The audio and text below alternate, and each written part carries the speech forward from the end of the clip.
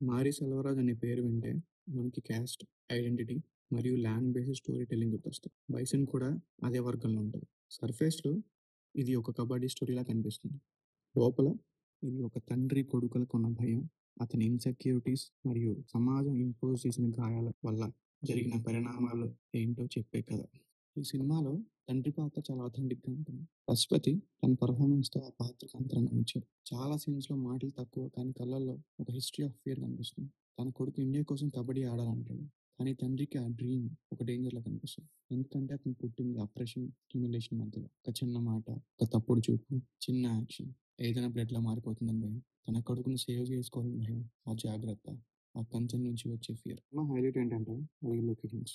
Almost entire movie గ్రామంలో shoot చేశారు. చూడటానికి అలా చేసినట్టు అనిపిస్తుంది. ఆ లైటింగ్, ఆ కెమెరా, ఆ ఎసెన్స్. అందుకే ప్రతి ఫ్రేమ్‌లో మనకి ఆ ఎర్తీ స్మెల్ వస్తది. అది మారి సెల్వరాజ్ సినిమా యొక్క ఐడెంటిటీ.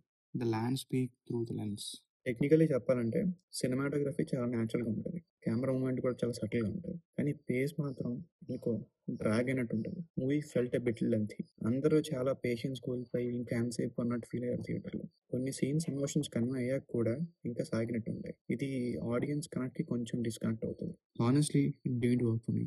ఆ పోర్షన్స్‌లో టోన్ అంటే ఆ మూవీ మొత్తం మూడ్‌ని కాంట్రడిక్ట్ చేసినట్టు ఉంటది. యూజువల్‌గా ఎమోషనల్ డెప్త్ ఉంటది కదా!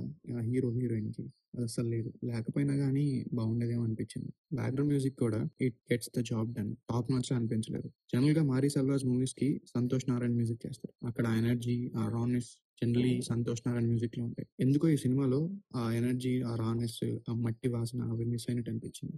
బీజీఎం సర్వీసబుల్‌గా ఉంది. బట్ సీన్స్‌ని ఎలివేట్ చేసేలా అంత పవర్‌ఫుల్‌గా అనిపించలేదు. It gets the job done. Performance wise Pasupathi stands out. Hero కూడా చాలా సిన్సియర్‌గా యాక్ట్ చేశారు. కానీ ఎమోషనల్ గ్రావిటాస్ అంతా తండ్రి పాత్రదే. ఒక simple yet creative shot in the movie ఉంది. It's a beautiful metaphor. Lotus in the mud. That single visual sums up Bison. మట్టి మధ్యలో పూచే పువ్వుల స్ట్రగుల్ మధ్యలోనూ ప్యూరిటీ పుడుతుందని మెసేజ్ ఇస్తుంది.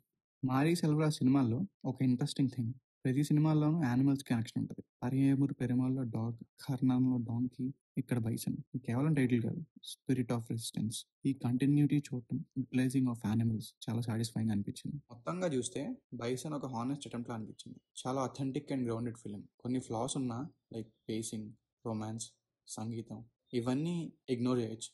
కానీ కోర్ ఎమోషన్ మాత్రం ఇట్స్ ఇంటాక్ట్. మారి సెల్వరాజ్ మళ్ళీ మనకు గుర్తు చేస్తారు. లవ్, ఫియర్ అండ్ డిగ్నిటీ ఇవన్నీ క్యాస్ట్ అనే నేలలో పుడతాయి. And in the end Bison tells us real strength is not winning the match, it's facing the system and rising against it.